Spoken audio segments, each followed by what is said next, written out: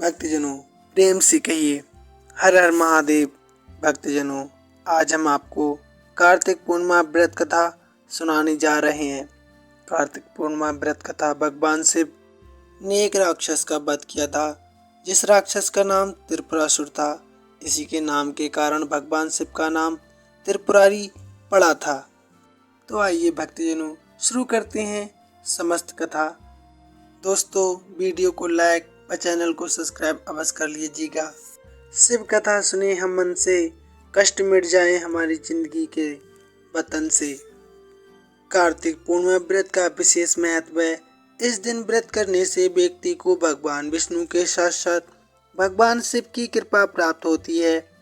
इसलिए कार्तिक पूर्णिमा के दिन आपको कथा का पाठ जरूर करना चाहिए।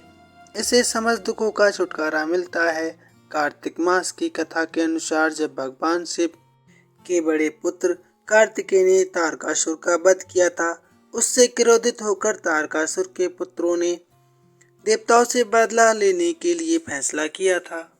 जिन तीन पुत्रों के नाम इस प्रकार थे, तारकास, कमलाक्ष और विदुन्माली।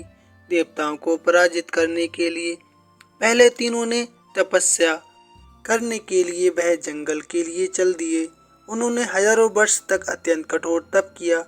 उनके कठोर तप से ब्रह्मा जी प्रसन्न हो गए और उनके सामने प्रकट हो गए और ब्रह्मा जी ने तीनों राक्षसों को वरदान मांगने के लिए कहा।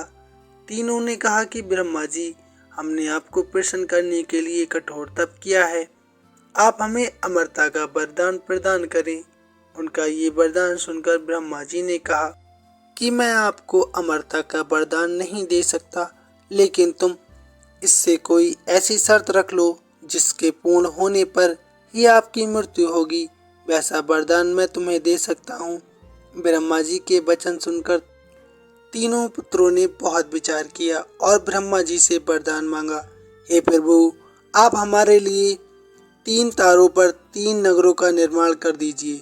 वे तीनों तारे अर्थात नगर जब अभिजीत नक्षत्र में यानी एक पंक्ति में आएंगे, उसी समय कोई व्यक्ति अत्यंत शांत अवस्था में हमें मारेगा, तभी हमारी मृत्यु होगी। और हमें मरने के लिए उस व्यक्ति को ऐसे रथ और बाण की आवश्यकता होगी जो बनाना असंभव हो, सिर्फ उससे ही हमारी मृत्यु हो। उनकी इच्छा सुनकर ब्रह्मा जी ने कहा, तथास्तु, आप तीनों की इच्छा के अनुसार ही होगा। तीनों असुरों को मिले वरदान के अनुसार ब्रह्मा जी ने उन्हें तीनों तारों पर 3 नगर निर्माण करने के लिए विश्वकर्मा जी को आज्ञा दी।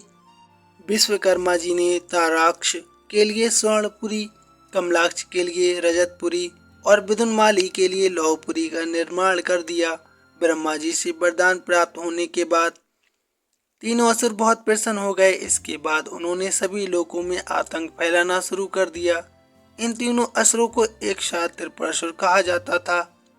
त्रिपुरासुर जहाँ भी जाते वहाँ ही लोगों और ऋषियों का सताने का काम करने लगते। उन्होंने देवताओं को भी देवलोक से बाहर निकाल दिया। त्रिपुरासुर के आतंक से त्रस्त होकर उन्हें हराने के लिए सभी देवता एकत्रित हुए। सभी ने अपना सारा बल लगाया, परंतु त्रिपुरासुर को हराने में कामयाब नहीं हो पाए।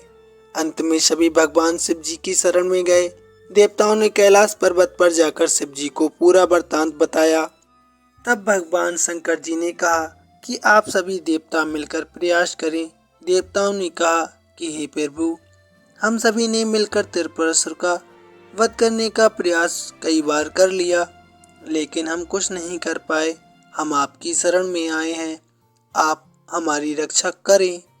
तब शिव जी ने कहा, मैं अपना आधा बल तुम्हें देता हूँ, इस बल की सहायता से प्रयास करके आप देखो। शिव जी ने अपना आधा बल देवताओं को दिया, लेकिन देवता शिव जी का आधा बल सहन ही नहीं कर पाए। फिर शिव जी ने स्वयं ही त्रिपुरासुर का संहार करने का संकल्प कर लिया। वरदान के अनुसार अब त्रिपुरासुर का वध करने के लिए रथ और धनुष बाण सिद्ध करना आवश्यक था। भगवान शिव ने पृथ्वी को ही उनका रथ बनाया, सूर्य और चंद्रमा को उस रथ के पहिए को बनाया। सृष्टा सारथी बने, अर्थात ब्रह्मा जी सारथी बने, भगवान विष्णु बाण बने। मेरु पर्वत धनुष और बासुकी बने। उस धनुष की डोर सभी देवताओं ने अपने बल से वह रथ संभाल लिया। इस प्रकार असंभव रथ बनकर सिद्ध हुआ। लेकिन जैसे ही भगवान शिव जी उस रथ पर सवार हुए, उनकी शक्ति के कारण वह रथ डगमगाने लगा। तभी विष्णु भगवान वृषभ बनकर उस रथ में जुड़े घोड़े और वृषभ की पीठ पर सवार होकर महादेव ने उस असुर नगरों को देखा। अपने धनुष पर बाण रख उन्होंने पाशुपत अस्त्र का साधन किया और तीनों तारों अर्थात नगरों को एक पंक्ति में आने का आदेश दिया।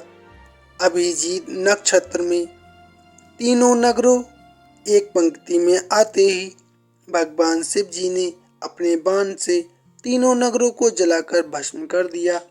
इसमें तीनों असुरों का भी अंत हो गया। जिस दिन तीनों असुरों का वध हुआ उस दिन कार्तिक पूर्णिमा थी।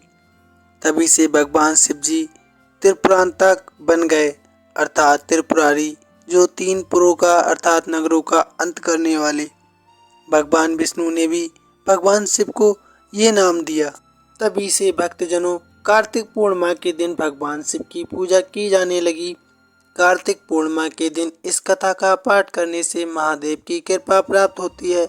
साथ ही जो व्यक्ति कार्तिक पूर्णिमा के दिन लक्ष्मी माता की पूजा करता है और इस कथा का पाठ करता है, उसे धन दान की प्राप्ति होती है।